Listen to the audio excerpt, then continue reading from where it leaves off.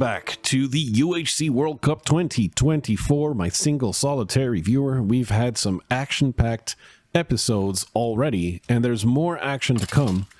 We just don't know when it'll happen. I expect, though, to see, potentially this episode, a fight, one of our first fights on the surface, and not a skirmish where, you know, one team runs away to basically save their teammates from aggression. But as you can see, the mob rates are quite high on the server, and when night comes, they populate the surface with a lot of mobs, so players have to be on their toes at all times. And even when you're enchanting, you want to have someone throwing their trash away in a secure manner. But there's a lot of anviling happening. Yes, it's all happening here. That's not what I wanted to do. I wanted to do this so we see. Oh, no bow, sharp. Okay. Godrix is probably has not been carrying the stuff because sharpness 3 has been happening here for Rasker, who did get the stuff from a victim he has made or two. Got 2 kills already.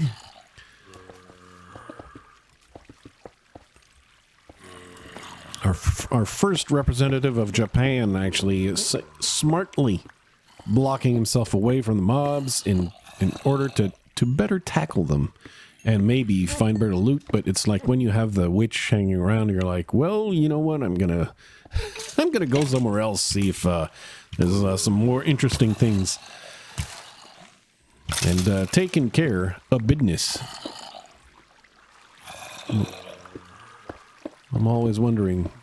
Yeah, it sounds like someone saw the witch. That's what it sounds like.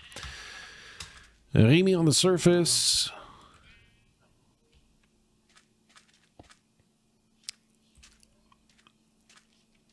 Probably on the way to meet up with Rocket. The last surviving teammate. Light has thrown away Burks. My God, that's the old school way of toggling enchantments. You just have to get it done. You can't toggle enchantments the same way anymore. But yeah, this is like strip mining hard for levels here. It looks like they're not going to get the enchanted books in the libraries. To be fair, most of the fortresses are basically all these corridors. You get no gold, you get no diamonds. You know, so looking for the libraries and stuff, unless they're easy to find, often is not worth the effort. And I think they somewhat made the right call on that one, because all they're missing is 2 knockback 2 books. Basically, you can do without that. Especially if you prefer some ranged battles. Okay, Kai has just taken a speed pot. Yep, okay. And I knew you don't take a speed pot for nothing. There's an engagement. The surface engagement I was talking about. So it's Skylord, Spittoon, and Clegg against the great team of Guam, EGL, and Kai. And it looks like one team is more interested in this fight than the other, although in terms of diamond gear, I feel like Skylord's team has a little bit of an advantage. They got, I think, 1 piece extra, but this is an interesting 3v3, which is exactly what these 2 teams would have wanted in terms of like fair fight. Because otherwise, most teams, I think they would have been like, there would have been a 4th one they would have to contend with. And now they have a 3v3. And we have that someone has got, what's it called? Now I'm going to have to look at the gear here. Punch. There you go. Punch and power 4. Kai. Okay, Kai's got a strong bow. Will he land enough shots? Let's take a quick look at the health here. I know it's blocking the screen, so I'm not gonna keep too high here, but Kai maneuvering in order to try and get some flanking shots.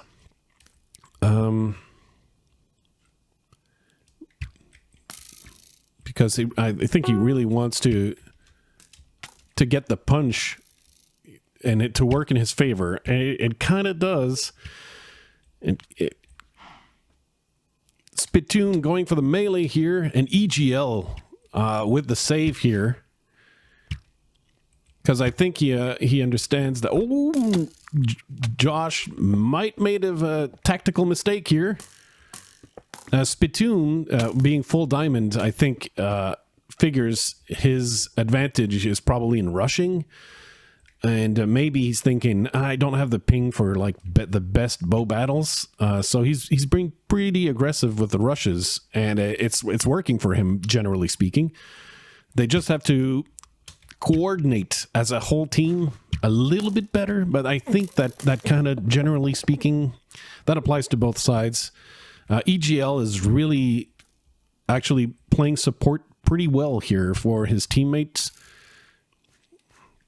but they're all getting spread out a little bit. And we've got some flanking, and I think here Clegg might be able to get a few shots in because he's in a position here. Kai is just like is a little overly aggressive compared to what he can do. Oh, EGL here chasing around, was hoping to do some damage. Are they gonna get a straggler here? Because Skylord is split up.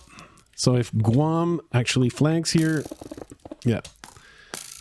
So this is a strange fight with a lot of posturing, a lot of positional changes, and nobody's liking that punch, right? I think that's fair to say.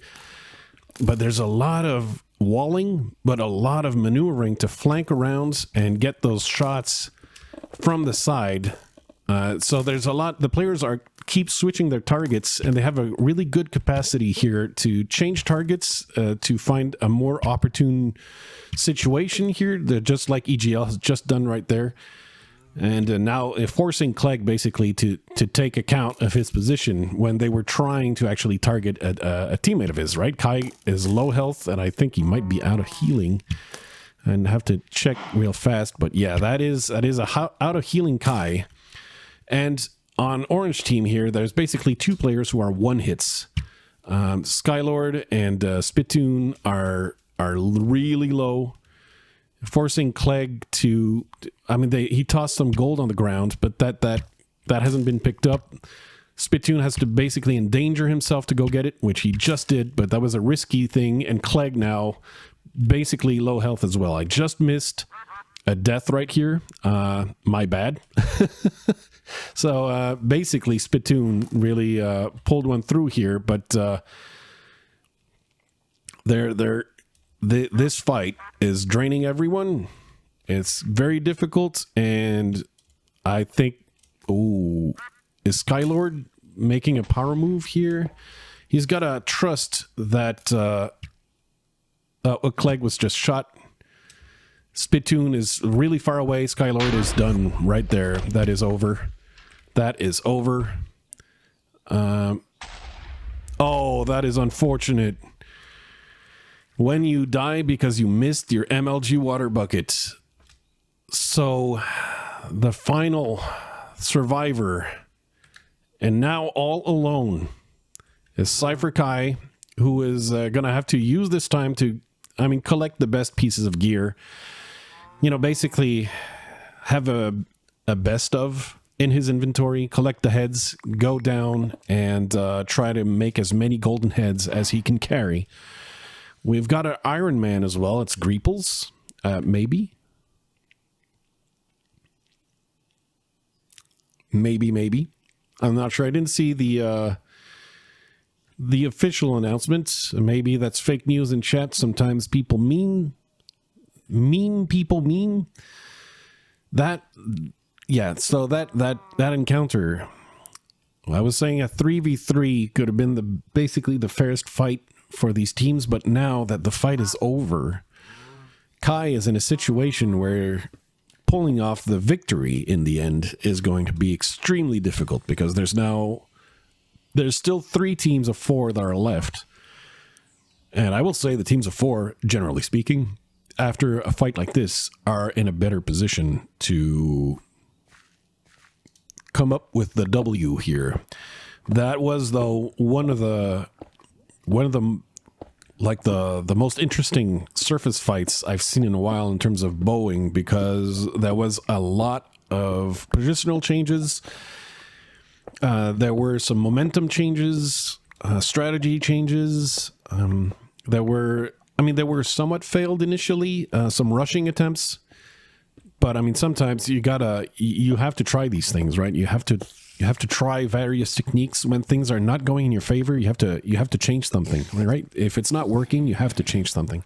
So you're always like in a position where you want to make things work in your favor, get away from an unfavorable position, and then try to turn the tide and make that work for you. And in the end, it only worked for Kai. And when I say worked for Kai, I mean he survived with a whole lot of loot, whole lot of treasure. He'll need to go get gold to get the healing. But Colin has decided to burn himself. That's not helpful when you're a solo. But it's a good way to make sure you don't turn into a piñata. He's close to someone else, but that someone else, Hecticity, is pillaring out, so I don't think there's going to be any conflict here. As the herd thins, it's a little bit more difficult to meet players randomly in your cave, right? Because there's just fewer players to go around. So in terms of meeting random people in your cave, like from other teams, as we saw in episode 2, notably, as there are fewer and fewer players in the game, and more players now than ever. Oops, pardon me. Fewer players in caves to begin with. There's fewer players, but fewer in caves because, I mean, you want to go up, you want to get some apples to complete your healing collection, as Ferris is doing. And they're probably doing this for the team of 4, so he's cutting down a whole lot of trees, waiting for the rest of the team to assemble. And he's basically getting started on the apple collection. Welsh powering up as part of a different team. Oh. So is Roberto La Tortuga gonna see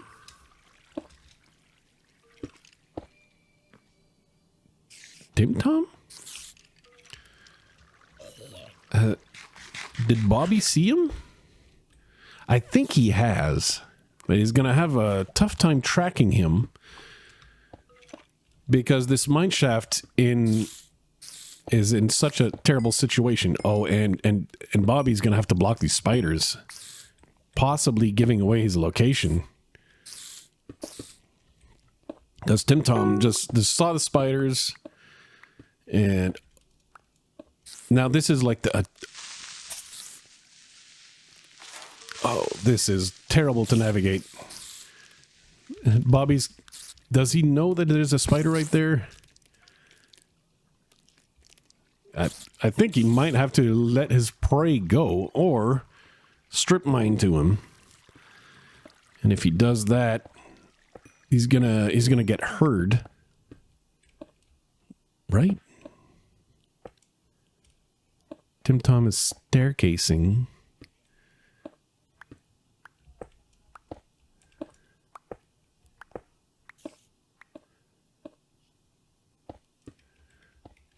And meanwhile, I would expect Greeples and Light to come and support, because in voice, Bobby would have mentioned this, right? So the others are likely coming to assist. Tim Tom's finally shifting here. So Bobby is basically lost track of where he is. Yeah, you can see he's looking around, and he's looking around for his teammates, yeah. Is Tim Tom hearing this? He's gotta be. He's like, whoa, what is this? What is this? What am I hearing? So Bobby is approximating where he last saw him strip mining. He's hoping to find the strip mine. And he missed it. He missed it by 1 block. Look around, Bobby. You're really close. He missed it by 1 block. But obviously, Tim Tom's like completely aware now that he is not alone. It's not just the poison spiders. It's not just the baby spiders. He's stuck between a spawner and a Bobby. And he's decided to take, you know what? The spawner is actually less dangerous than Bobby the turtle. And that backfired a tiny bit. But he has backup as well. His teammate is right here. So it's not Rye-Fry is here. It's Skylord is spectating. You're a butt, Skylord. So Bobby's tracking. He's stuck with the spawner. He's not the one who got bit. Oh, someone got a heart attack right there. Someone just got a heart attack from his teammate with a little love tap there. And he's like, I need your healing. And I say, oh, well, have this instead. All right, so Bobby's blocking this off. There's still a lot of spiders that need to be blocked.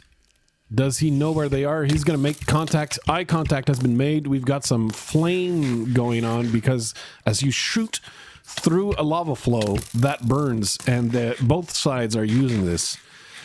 And the backup is here. They don't know that light is here.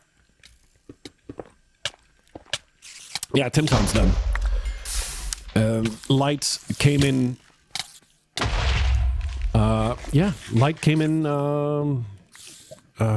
Let's say that. Yeah, like I was gonna say, and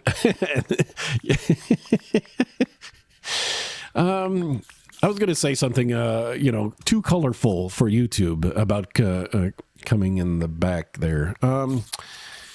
Let's move on. So that was a successful tracking, and Team North America, despite losing their representative from Puerto Rico earlier in the game, you've got Canada with 2 kills, Mexico with 1, and USA mooching off of its teammates. Finally, we get to say America is the one, you know, the United States is the one leeching off from the neighbors. Okay.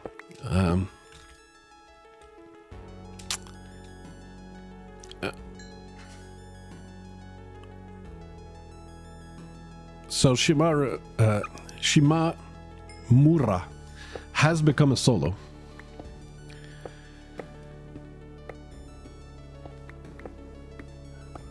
And I was wrong actually, because Cypher Kai is the representative of Japan and now a solo.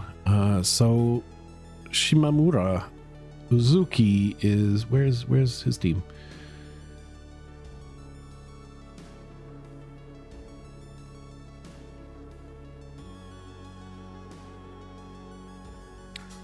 Light has crafted a head. You know what? You're going to have to look in the description, because even with the document, I missed it. Oh, okay. Is Shimamura actually Joel, so it would be Singapore? I think that's the case. Okay. So Singapore here being represented, and very, very cautious. And to be fair, considering the fact that there is a Frenchman above, I think that's fair. There's a chance he might have seen the name down there, and it could have been. It could have led to, you know, some fisticuffs. Remy is a solo, and he's chasing a team of 2, which is actually a good idea, because I think Ghost Like Cakes has no clue. That's the end of the episode with a kill by France. That's how this episode ends. We'll see you in the next one. Bye-bye. Sponsored by the Flues Crew on Patreon.